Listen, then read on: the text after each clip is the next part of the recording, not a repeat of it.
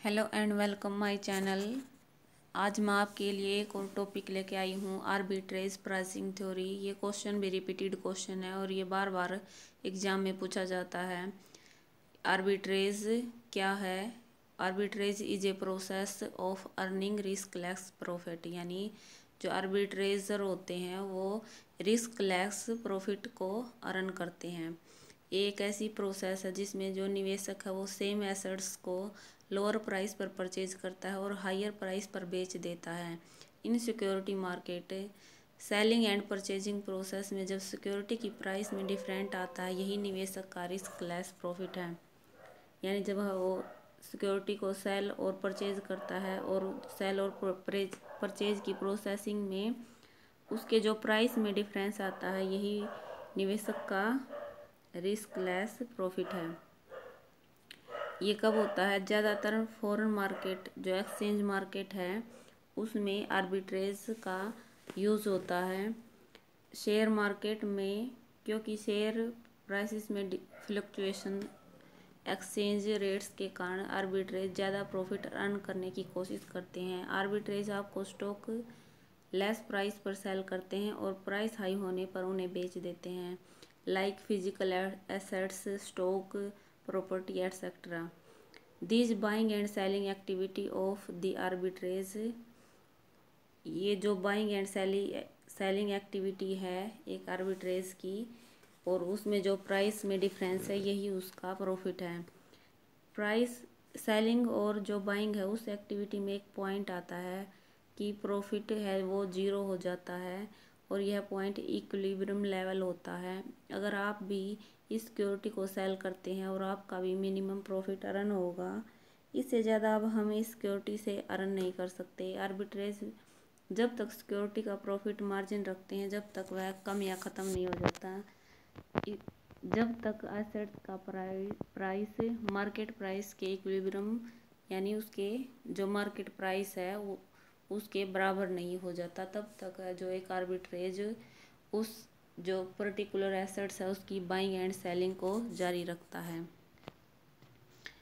अब ये तो थी एक इंट्रोडक्शन की आर्बिट्रेज होता क्या है, कि ये थ्योरी क्या है। अब ये थ्योरी किसने दी? आर्बिट्रेज जो प्राइसिंग थ्योरी है वो डेवलप्ड बाय जो इकोनॉमिस्ट थे, स्टेफन जो रोज थे, उन्होंने 1976 में एक जो CAPM मॉडल है उसके अल्टरनेटिव के यूज़ में आर्बिट्रेज प्राइस थ्योरी को दिया। Multi factor assets pricing model है जो लीनियर आइडिया पर बेस्ड है।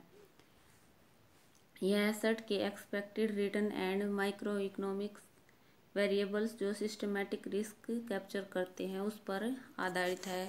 और जो CAPM मॉडल है, कैपिटल एसेट प्राइसिंग मॉडल, उसका ये विस्तारित रूप है, उसको ये आगे प्रोसेस करता है। अब इसके जम्पसन देख लेते हैं। सभी निवेशकों की एक समान यानी होमोजीनियस एक्सपेक्टेशन होती हैं। जो ऑल इन्वेस्टर हैं must be risk averse and utility maximiser होते हैं। Perfect competition and no transaction, और इसमें जो कंपटीशन होता है वो पूर्ण प्रतियोगिता होती है और उसकी कोई भी ट्रांजैक्शन कॉस्ट नहीं होती। अब इसकी एक्सप्लेनेशन देख लेते हैं। आर्बिट्रेज प्राइसिंग थ्योरी एसेट्स के प्राइस का अनुमान लगाता है। किसी भी एसेट से मिलने वाला return various micro economics market and shares bonds पर डिपेंड करता है। CAPM मॉडल की तुलना में जो APT है एक सिंपल मेथड है। जितने भी investor and portfolio managers APT को एक टूल की तरह यूज़ करते हैं कि किस तरह एसेट्स की प्राइसिंग में इक्विलिब्रियम होता है। APT के द्वारा हम रिस्क की सिक्योरिटी पर रेट ऑफ रिटर्न एस्टिमेट करते हैं। APT में आर्बिट्रेज प्राइसिंग थ्योरी में return on an assets micro economics factor पर डिपेंड करता है। जो माइक्रो इकोनॉमिक फैक्टर्स हैं वो कौन से हैं? जैसे इन्फ्लेशन है, एक्सचेंज रेट्स है, मार्केट इंडिविजुअल्स हैं, मार्केट इंडिविजुअल्स हैं, प्रोडक्शन मेजर्स हैं, मार्केट सेंटिमेंट्स हैं, चेंज इन इंटरेस्ट रेट्स हैं, movement of yield rates etcetera. ये क्या है? माइक्रो इकोनॉमिक फैक्टर हैं जो एपीटी को प्रभावित करते हैं।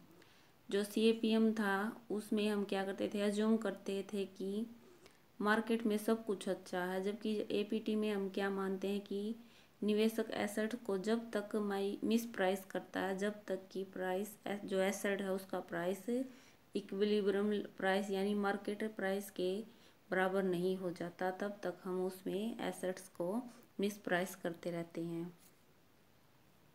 जो एपीटी है उसका फॉर्मूला है ई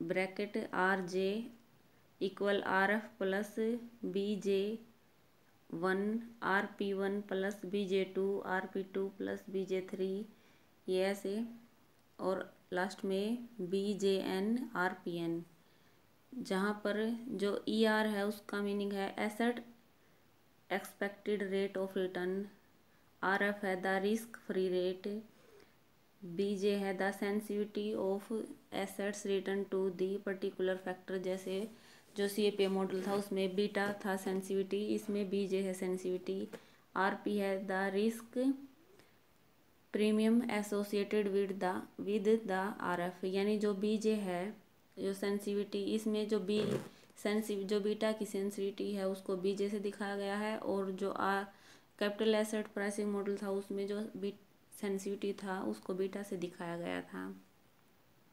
जो APT 2 things can be expected return of a financial assets, return की एक्सपेक्ट करता है जो एपीटी, वो 2 फैक्टर से एक्सपेक्ट करता है। जो एक है micro economic security specific influence the assets sensitivity to this influence. ये 2 टूल हैं जिन पर जो एपीटी है वो अपने रिटर्न की एक्सपेक्ट करता है। APT is a revolutionary model, ये एक रिवोल्यूशनरी मॉडल है which help the user a security is over value and under value, it help to build portfolio, it helps जो मैनेजर्स हैं their portfolio are exposed to certain factors, जो their portfolio जो उनका portfolio है कौन से factor पर depend है, वो कहाँ पर हैं, उन्हें उन पर क्या वर्क करना चाहिए।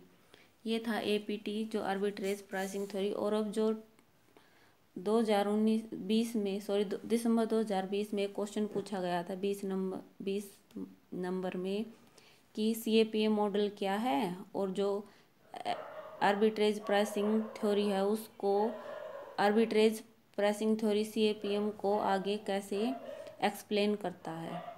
अगर ये क्वेश्चन आए तो आप यही लिखेंगे कि सीएपीएम मॉडल, और फिर उसके बारे में एपीटी उसको कैसे आगे जारी रखता है।